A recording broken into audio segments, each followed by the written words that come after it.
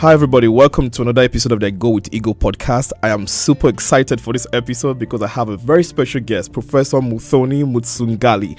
Welcome to the Go with Ego podcast. She is a professor in the counseling department at Webster University. She's a member of the American Counseling Association, the Association for Counselors, Educators and Supervisors, North Central, the ACES, the Association for Assessment in Counseling, the AACE.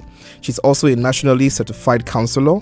Musangali's publication include a co-authored chapter in ACA's Handbook on International Counsel in 2013, as well as an article in the JCD on the development of counseling in Kenya.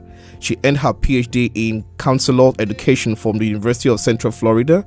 She holds an MA in counseling from Heidelberg College and a B.Ed arts from Kenyatta University, Kenya. Professor Musangali, welcome to the Go with Ego podcast and happy International Women's Day. Thank you very much, Igo. It's such a pleasure to be here, and thanks for having me. Absolutely, yes. I thought of it. Which guest can I have that is dear to my heart and very important to me and can share our story and our experience as well? That's why I had to invite you over. Thank you so much for honoring me. Thank you. Oh, thank you. Could you tell my audience something about you, something exciting that they would love to know about you? Something exciting about me. Wow, it's that's a lot. I guess one thing about me is that I'm from Kenya. I probably want to put that out. And I don't know how exciting this is. I'm a mother of two girls that are 16 and 13, and they bring me joy every day. That's probably the thing that I love the most, that if I'm asked to share, and especially on a day like this, International Women's Day, something that gives me great joy and pride. That's great. Of course, we always love our mothers because there's something special about them that, sorry to fathers, that fathers don't have. So I love your fathers, but we love our mothers dear to our heart more. There's an ongoing war now in Ukraine, with women and children bearing the worst impact of the unnecessary war. What's your take? I think the situation in Ukraine, I am familiar with the politics of it, but not very well versed with all of the details. But I see the images that we see on television, women and children just in this really uncertain space. And I think they are the acknowledged victims of when we have conflict like this on any scale, whether it's at national level, international level, at any level. When you have conflict like that, oftentimes it's the women and children who bear the brunt of these kinds of experiences. And my heart goes out to the women in Ukraine, because, and I know one of the things I know is that the men have been asked to stay behind. Men between a certain age, I think it's from 18 to 60, have been asked to stay behind so that they can defend their country. And so the women have had to leave their home. Imagine leaving your home with children, young and old, at whatever age the women are, and going to try to find shelter and refuge in some place that's strange and new. So my heart goes out to them, and I just hope that the international community can find a way to address this situation and resolve it so that the people are able to go back to their homes. Yeah, absolutely. Yeah. No one's a fan of war. Absolutely. And during times of war, women and children bear the brunt of the bad decisions that leaders somewhat make. I know because women have played a huge role in history, as change makers, as disruptors, as agitators, and drivers of the movement for a better world. But why do we need to celebrate Women's History Month? That's a really good question, and it's when people talk about why do we celebrate Black History Month, it's the fact that we live in a world that is, unfortunately, when you think about gender equality and gender equity, that we live in a male-dominated world. A lot of the power in this world, unfortunately, still is in the hands of men. So we are in many societies are very they're male-dominated. And I know there has been a lot of progress that women have made over the years, but it's not nearly enough. There's still a lot that has to be done. So when we talk about celebrating International Women's Day, it's recognizing the contributions that women make that often go unnoticed. It's recognizing the challenges that women still have to encounter, that they have to fight against day in, day out, just to get the recognition that they deserve. So women have done a lot. They're not doing any less than men have. In fact, if anything they have done, I don't want to say they have done more because we shouldn't be comparing, but the truth is that women have done a lot in this world. They have brought about change in the communities that they live in. We talk about, if you want to really impact a community, work with the women because they have a really large impact. They have a large effect. So celebrating Women's Day, every day should be Women's Day, honestly, Absolutely, right? yes. Absolutely. But this is the one day that we really just take a moment to remember the special and significant contributions that women are making. And it shouldn't be just restricted to one day. If anything, we should remember these contributions all the time. But today is just one day that we celebrate in a special way as a reminder that we are deserving of respect and recognition because of the things that we do and because of who we are. Absolutely, yes. Yeah. I always use my mom as an example. She's late now, 11 years. I miss her so much. But I growing up, she was my pillar because every single thing I am today, I learned from her.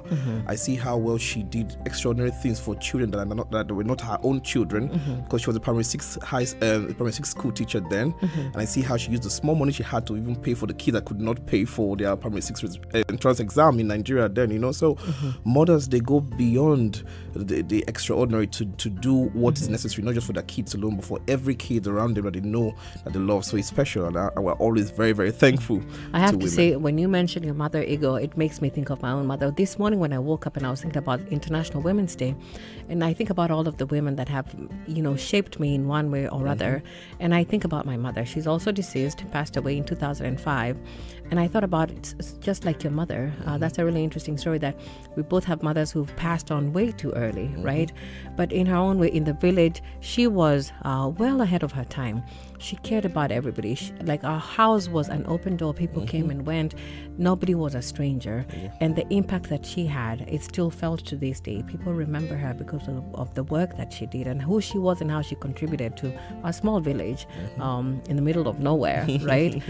So I always think about that, and I honor your mother. Thank you. Yeah. Thank you so much. What are some of the biggest challenges that women face today, and how will these challenges change in the next 10 years? Some of the biggest challenges, I think, it depends, I guess, on what realm. These professional, on the domestic front, I think one of the most sort of insidious things that I see is the lack of recognition of what I think of as the unseen labor that women do, whether it's in the workplace, whether it's in the home, that we run our homes, but you don't, it's almost like as if the work you do, nobody really recognizes that. We carry a burden that nobody sees. In the professional workplace, women, in the professional realm as well, women do a lot of things that are not recognized, that are critical to keeping organizations going. So I think it's that unseen labor that women continue to be exploited and do things for which they receive no recognition. A man doing the same thing, he's up there, let's give him props, he's doing all of this, but for women, we sort of take it for granted that they're going to do these things that they do. And just juggling all of the things, as a professional woman, for example, juggling that and juggling your home responsibilities, I think that's a huge burden. It leads to a lot of mental health issues among women because they're struggling. Sometimes you feel as if you're not good enough. You're wondering, why am I struggling? Should I not be expecting the help that I should be getting? And when you ask, you think maybe, or you're made to feel as if you shouldn't be, like you should be doing that anyway. And so because of that, you internalize a lot of this conflict, and then the result could be anxiety, depression, all of which then has an impact on physical, just your physical health, your mental well-being. So I see that as the unseen care, again, the unseen burden of the unseen labor and the effect it has on our health, mental and emotional. Yeah, and I agree. Even we'll go to the vice president later on in the questions, but even in politics too, I remember when Hillary Clinton was running for president, there was all kinds of things about her, why is she wearing a trouser, why is she doing this, and it wasn't the same for Trump. The man she was running against, or the same for the other men in politics. So in every respect, professionally, even the home, in politics, there's such a huge burden and expectations that's extraordinary for women than men, and it's disgusting to hear and to see. As a professor that was once an international student, I'll tell you she was an international student. Yes. How do you tell the story to inspire current international students? So I think we acknowledge that being an international student is a difficult experience. Absolutely. It's exhilarating in many ways because you're exposed to so much, but the truth is that it can also be very, very challenging. So I think the first thing I want to do is acknowledge the fact that if you're an international student, or if you're thinking of being an international student, you are braver than you can even imagine, right? And the things that you encounter, a lot of people could not even imagine. And I'm here to say it does get better. It does get better. People look at me and they wouldn't know my journey. I came here in 2001. When I came to the United States, I'm the oldest in my family. And at that point, my siblings, nobody had a decent job. People were still in school. And it was really difficult. My mother was diagnosed with cancer in my first year when I first came to the United States, and then my father left the family. And so it was trying to support my mother, trying to support my siblings through school. I took a job at a cookie factory. I've never told you this. Oh. I took a job working at a cookie factory, making Oreos, actually. Oh, wow. And those little Debbie cupcakes. But I was doing all of this so that I could send money back home so my mother could go for her treatment, for her chemotherapy, for her radiation. We could pay school fees for my siblings that were in school. And through all of that, sometimes you get to a point where you're thinking, I couldn't possibly do this, but you find strength somehow. You think about the people that have supported you up until that point, the people that are looking up to you, right? That are wishing you well, that are sending you this positive energy. And then you wake up and you keep doing it and you keep doing it. So it does get better. Hang in there. It's very important to find ways, find people that can be supportive to you. I found people on my own journey that they didn't understand what I was going through, but they made an effort. They reached out. They supported me in the ways that they could. So don't go it alone. I love that you're doing this because I think one of the things that it does is it establishes a community, right? So don't try to go it alone, because what's that saying that they say, if you want to go far, if you want to go fast, go alone. If you want to go far, go together. Don't try to go it alone. Find a community of people that supports you so that you can get through this. But it does get better and you can do it. So keep going. Absolutely, yes.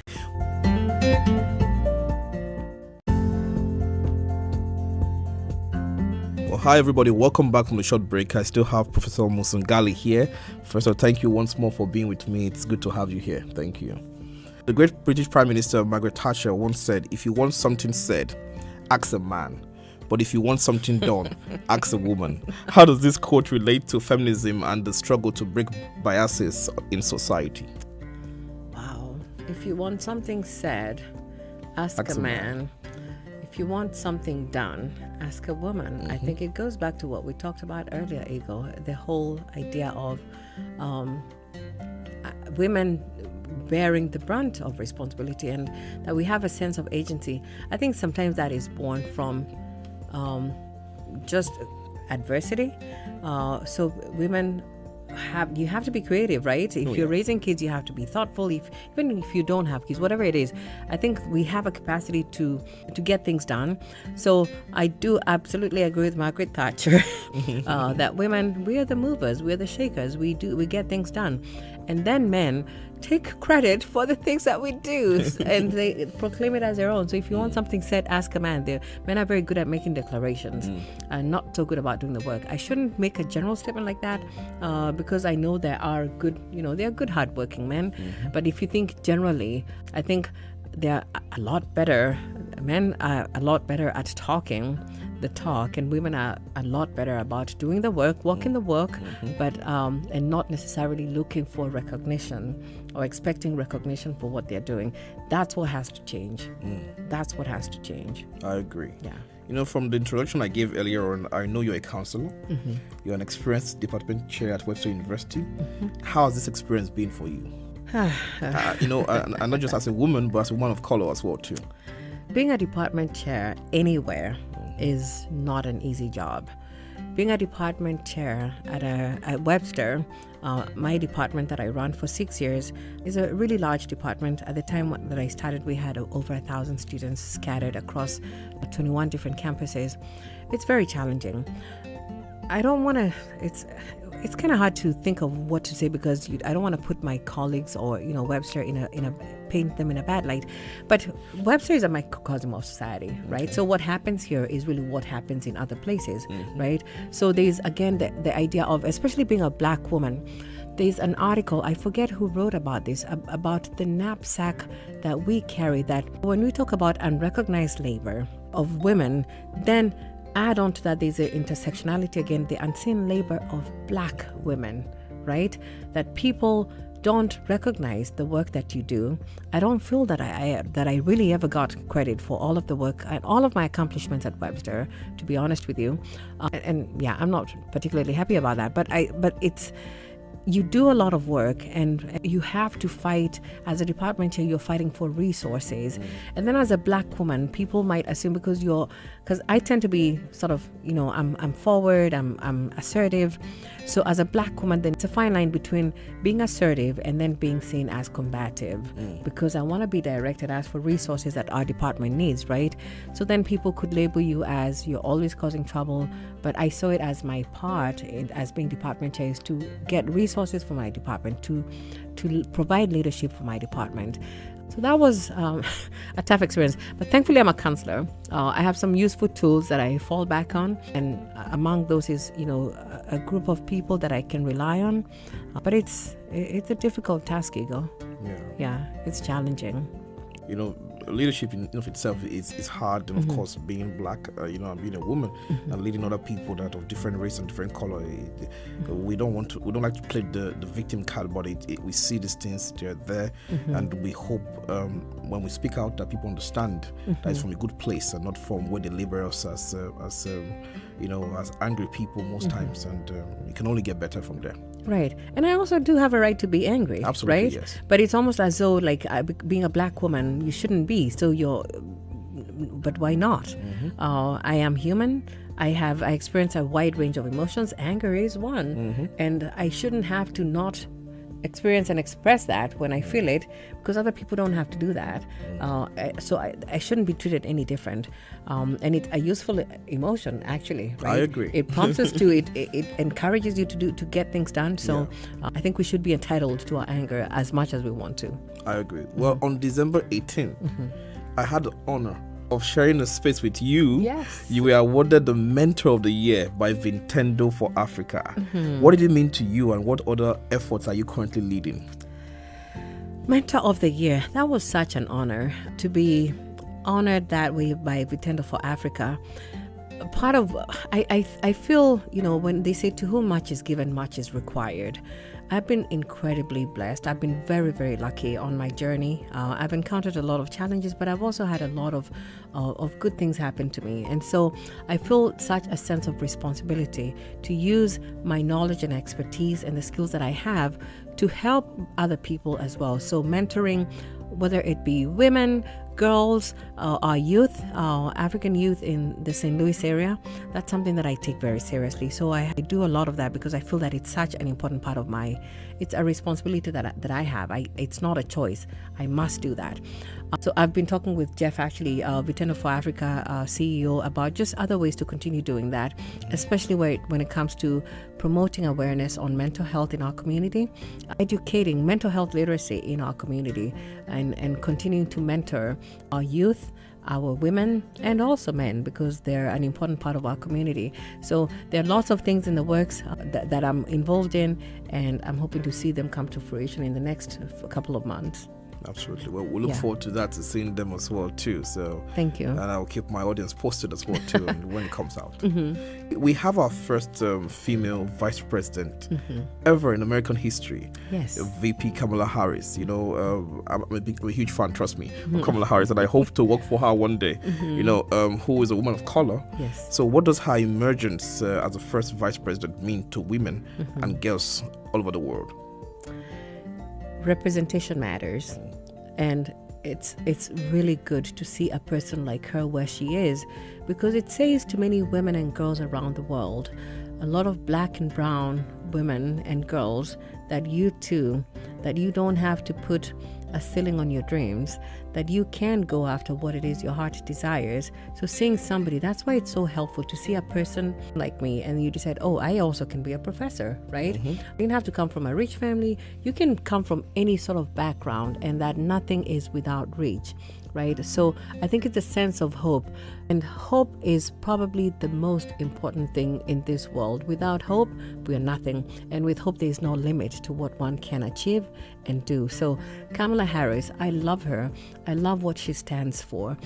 She has received, oh my God, I cannot stand sometimes to see on social media all of the hate that she is subjected to, but she is such an inspiration to women and girls everywhere. I agree. Yeah. I agree. You know, before I let you go, Yes. for all the young ladies and women and international students out there hoping and believing for a better world, what words do you have for them? Go for it. Make it happen. Don't sit on the sidelines waiting for other people to do it. You have the ability, right? You have the ability that your limits are only as big as they're really in your mind, that there isn't really anything you can't do if you want to. So go for it and make it happen. Make it a reality. Absolutely. Yeah. Well, you all have heard Professor Muthoni Musangali. You know, she's an embodiment of intelligence, a wonderful person, someone I look up to all the times, and I'm so excited to always have a conversation with her. Thank you so much for honoring me. I'm truly, truly grateful. Thank you so much. Oh, thank you, Ego, and happy International Women's Day to all of the women and girls out there, and happy International Women's Day to especially women who are suffering from things like domestic violence, domestic abuse, sexual trafficking, gender violence and discrimination. You know, that we have to remember that, especially on a day like today. So thank you for having me on this very day. Such an honor. Thank you so much. Well, thank you all so much for listening, and I hope you all be safe. Please show love to everyone close to you. Show love to your mom, show love to your aunt, show love to your wives and your girlfriends, everybody out there. Be safe until I come your way again. I remain your host, Ego Kelly Kakite. Thank you.